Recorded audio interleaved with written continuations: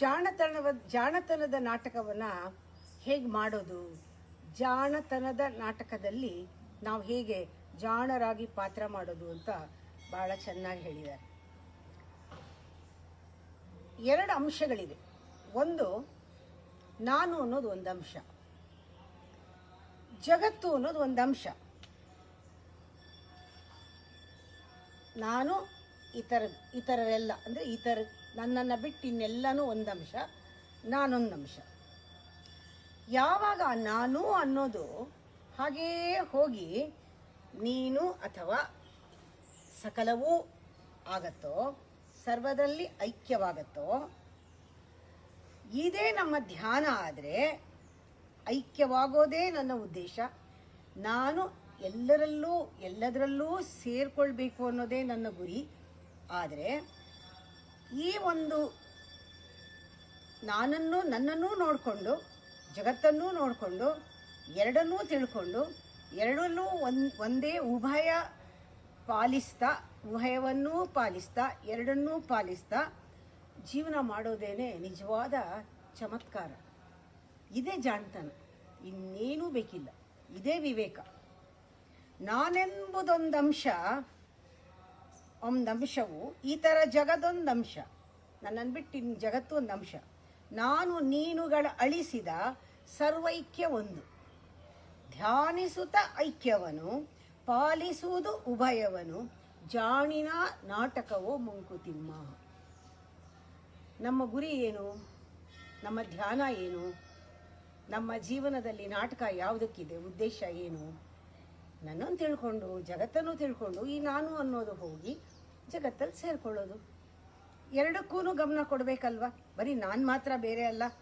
ಆದರೆ 2 ಅಂಶ ಇದ್ದರೂ ಕೂಡ ನನ್ನನ್ನು ನೋಡ್ಕೊಂಡಂಗೆ ಅದನ್ನು ನೋಡ್ಕೊಳ್ಬೇಕು. ಅದಕ್ಕೆ ನಾವು ದೇವ್ರನ್ನ ಕೇಳಬೇಕಾಗಿರೋದೇನು? ಇದಕ್ಕೆ ಅಡ್ಡ ಬರೋದೇ ನನ್ನ ಆಸೆಗಳು, ನಾನು ಅನ್ನೋ ಆಸೆಗಳು. ದೇವರೇ, ಆಸೆಗಳನ್ನ ನೀನು ಕೆಣಕಬೇಡ. ನಿನ್ನಲ್ಲಿ ಒಂದಾಗಬೇಕು. ನಿನ್ನನ್ನು ಜಗತ್ತು ಅಂದ್ಕೊಂಡಿದ್ದೀನಿ. ಈ ಆಸೆಗಳನ್ನ ಪಾಶ ಹಾಕಿ ನನ್ನನ್ನು ಬಿಗಿಬೇಡ.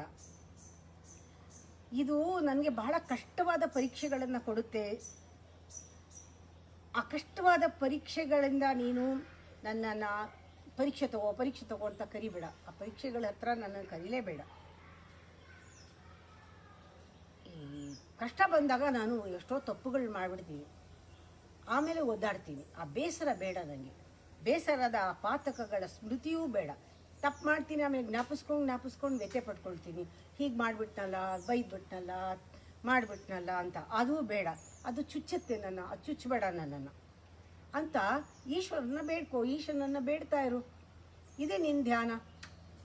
ಅಷ್ಟೇ ನೀನು ಕೇಳಬೇಕಾಗಿರೋದು. ಆಶೆಗಳ ಕೆಣಕದಿರು, ಪಾಶಗಳ ಬಿಗಿಯದಿರು, ಕ್ಲೇಶದ ಪರೀಕ್ಷೆಗಳಿಗೆನ್ನ ಕರೆಯದಿರು, ಬೇಸರದ ಪಾತಕದ ಸ್ಮೃತಿಯಿಂದ ಚುಚ್ಚದಿರ್ ಎನ್ನನು ಈಶಾ ಎನ್ನುತ್ತ ಈಶನನ್ನು ಬೇಡುತ್ತಿರು ಮಂಕುತಿಮ್ಮ. ಅವನನ್ನು ಬೇಡ್ಕೋ. ಇಷ್ಟೇ. ಇದೇ ಜಾಣಿನ ನಾಟಕವೋ ಮಂಕುತಿಮ್ಮ. ಇದೇ ಜಾಣಿನ ನಾಟಕ. ಈ ಜಗತ್ತು ಸೃಷ್ಟಿ ಆಗತ್ತೆ, ಎಲ್ಲ ಚೆನ್ನಾಗಿರುತ್ತೆ, ನೋಡ್ತಾ ಇರ್ತೀವಿ. ಗಿಡ ಚೆನ್ನಾಗಿದೆ, ನೆಕ್ಸ್ಟ್ ಡೇ ಹೋದರೆ ಅದು ಬತ್ತಿ ಬಾಡಿ ಹಾಳಾಗೋಗಿರುತ್ತೆ. ಯಾರೋ ತುಳಿದು ಹೊಟ್ಟೋಗಿರ್ತಾರೋ, ಅಥವಾ ಏನೋ ಹುಳ ಬಂದಿರುತ್ತೋ. ಚೆನ್ನಾಗಿರೋ ಮರ ಹೋದ ವರ್ಷ ಭಾಳ ಹೂ ಕೊಟ್ಟಿತ್ತು, ಈ ವರ್ಷ ಬರುತ್ತೆ ಅಂದ್ಕೊಳ್ಳೋಷ್ಟರಲ್ಲಿ ಗೆದ್ದು ಬಂದುಬಿಟ್ಟಿರುತ್ತೆ. ದಿನವೂ ಕುಸಿದು ಕಟ್ಟಿಸಿಕೊಳ್ಳುವ ಗುಡಿ ಈ ವಿಶ್ವದಲ್ಲಿ ಉಳಿಸೋದು ಮಕ್ಕಳು ಕಟ್ತಾರಲ್ಲ, ಗುಡಿ ಕಟ್ತಾರೆ, ಮನೆ ಕಟ್ತಾರೆ, ಉಳಿಸ್ತಾರೆ ಆಟ ಸಾಮಾನಿಂದ. ಆ ಥರ ದಿನನಿತ್ಯ ನೋಡ್ತಾನೆ ಇದ್ದೀವಿ. ಇವತ್ತು ಚೆನ್ನಾಗಿದೆ ಅಂದ್ಕೊಳ್ಳೋಷ್ಟ್ರಲ್ಲಿ ನಾಳೆ ಅಲ್ಲಿ ಇರೋದೇ ಇಲ್ಲ, ಹೊಸದೇನೋ ಬಂದಿರುತ್ತೆ. ದಿನವೂ ಕುಸಿದು ಕಟ್ಟಿಸಿಕೊಳ್ಳುವ ಗುಡಿ ವಿಶ್ವ. ಜನರೆಲ್ಲ ಆ ವಿಶ್ವದಲ್ಲಿರೋ ಜನರೆಲ್ಲರೂ ಕೂಡ ಗುಡಿಯ ಕೆಲಸದ ಆಳುಗಳಷ್ಟೇ. ನಮ್ಮ ಕೆಲಸ ಏನು? ನಾವು ಆಳುಗಳು. ಎಲ್ಲ ಬಿದ್ದೋದ್ರೆ ತೆಗೆದು ಕಟ್ಟೋದಷ್ಟೇ ನಮ್ಮ ಕೆಲಸ. ಅದಕ್ಕೆ ಮನೆಯೇ ಆಗಬೇಕಾ? ಆಚೆನೂ ಇದೆ ಕೆಲಸ. ರೋಡಲ್ಲೂ ನಡೀತಾ ಇರುತ್ತೆ, ಬಸ್ ಸ್ಟ್ಯಾಂಡಲ್ಲೂ ನಡೀತಾ ಇರುತ್ತೆ, ರೈಲಲ್ಲೂ ನಡೀತಾ ಇರುತ್ತೆ. ಎಲ್ಲ ಕಿತ್ತೋಗ್ತಾ ಇರುತ್ತೆ. ಅದನ್ನು ಸರಿಪಡಿಸೋದು. ನಾವು ಹೋಗೋವಾಗ ಎಲ್ಲೆಲ್ಲಿ ನಮ್ಮಿಂದ ಏನೇನು ರಿಪೇರಿ ಆಗಬೇಕಾಗಿದೆಯೋ ಮಾಡ್ಕೊಂಡು ಹೋಗೋದು. ಬೆಳಗ್ಗೆ ಇದ್ರೆ ಲೈಟ್ ಇಲ್ಲ ಅಂತಾರೆ, ಇನ್ನೊಂದಿಲ್ಲ ಅಂತಾರೆ, ಸರಿ ಮಾಡಿಸ್ಬೇಕು. ಮನೆ ಏನೋ ಮನೇಲೆ. ಅದಕ್ಕೆ ನಾನು ಒಂದೊಂದ್ಸತಿ ಕೇಳ್ತೀನಿ, ನಿಮ್ಮ ಮನೆಯಲ್ಲೇ ಕರೆಂಟ್ ಹೋಗಿದ್ರೆ ಏನು ಮಾಡ್ತಿದ್ರಿ? ನೀವು ಮಾಡ್ತಿದ್ರೋ ಇಲ್ವೋ? ಇಲ್ಲಿ ಒಂದು ವಾರ ಇದ್ದರೆ ನೀವು ಜವಾಬ್ದಾರಿ ತಗೋಬೇಕಲ್ವಾ ಅದಕ್ಕೆ. ನಿಮ್ಮ ಮನೆಯಲ್ಲೇ ಹೀಗಾಗಿದ್ರೆ ಅಂತ ಕೇಳೋದು ಯಾಕೆ ಅಂದರೆ, ಮನೆಯಲ್ಲೇನು, ನಾಡೇನು, ಕುಲವೇನು, ಮಠವೇನು, ಆಶ್ರಮ ಏನು, ಎಣಿಸಲ್ಲವದೆ ಎಂದು ಅಂದರೆ ಎಲ್ಲನೂ ಕೂಡ ಜಗತ್ತೇ ಅಂತ ಎಣಿಸು. ಎಲ್ಲ ಕಡೆನೂ ದಿನ ದಿನ ಕುಸಿತಾ ಇರುತ್ತೆ. ಅದನ್ನು ನಾವು ಕಂಪ್ಲೇಂಟ್ ಮಾಡದೆ ಕಟ್ಟಿಸ್ಕೊಳ್ಳೋದು ಅದರ ಸ್ವಭಾವ. ಕಟ್ಟಬೇಕು ನಾವು ಆಳು.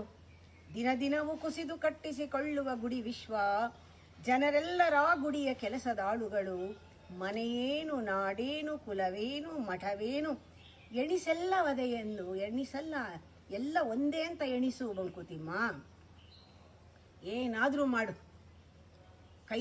ಕೈಗೆ ದೊರಕಿದ ಕೆಲಸ ಉದ್ಯೋಗನ ಮಾಡು.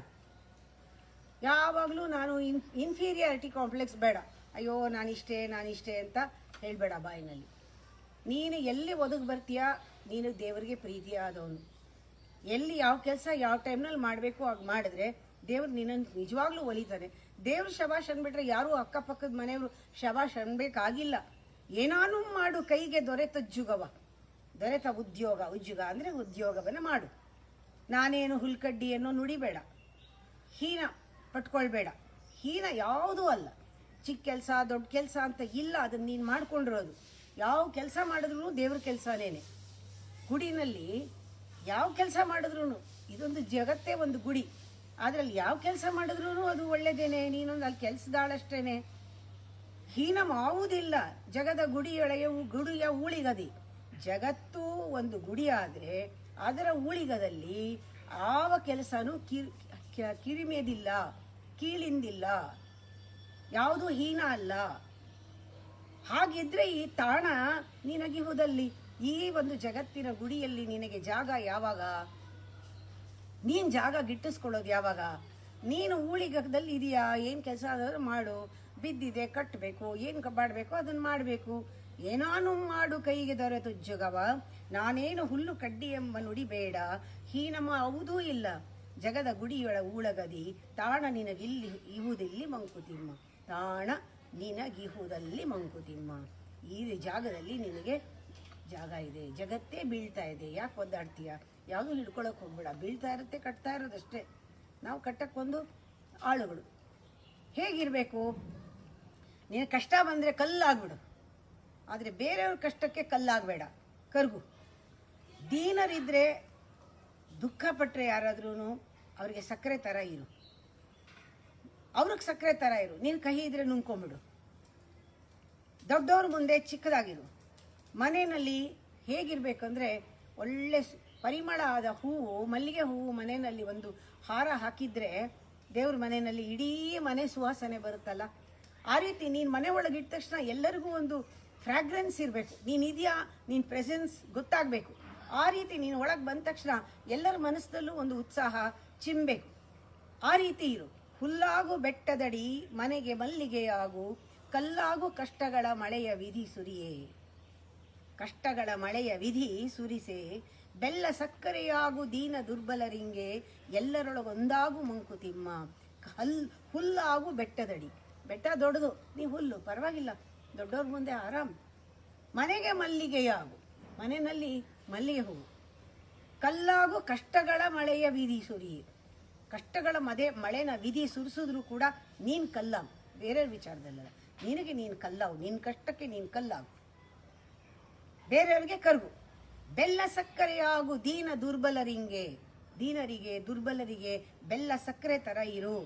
ಅಲ್ಲಿ ನಿನ್ನ ಕಹಿ ಕೊಡಬೇಡ ಅವ್ರಿಗೆ. ಮೊದಲೇ ದೀನರು, ಮೊದಲೇ ದಲಿತರು ಬೇಡ, ಎಲ್ಲರೊಳಗೆ ಒಂದಾಗು ಮಂಕುತಿಮ್ಮ. ಇದನ್ನು ಚಿಕ್ಕವಳಿಂದ ಬೇಕಾದಷ್ಟು ಸತಿ ಇದನ್ನು ಎಲ್ಲರೂ ಕೋಟ್ ಮಾಡೋದು ಕೇಳಿದ್ದೆ. ನಮಗೂ ಮಿಡ್ಲ್ ಸ್ಕೂಲ್ನಲ್ಲಿ ಇದಿತ್ತು, ಹುಲ್ಲಾಗು ಬೆಟ್ಟದಡಿ ಮನೆಗೆ ಮಲ್ಲಿಗೆಯಾಗು. ಆಗ ಬಾಯಿನಲ್ಲಿ ಹೇಳಿದ್ರೆ ರೆಸಿಟೇಷನ್ನಲ್ಲಿ ಪ್ರೈಸ್ ಬರೋದು. ಆದರೆ ಅರ್ಥ ಗೊತ್ತಿರಲಿಲ್ಲ. ಬರೀ ಅರ್ಥ ಗೊತ್ತಾಗೋದಲ್ಲ, ಇವಾಗ ಆ ಥರ ಅನ್ಸಕ್ಕೆ ಶುರು ಆದರೆ ಎಂಥ ಈ ಜಗತ್ತು ಗುಡಿ ಅನ್ನೋದು ಎಷ್ಟು ದಿಟ ಅನಿಸುತ್ತೆ.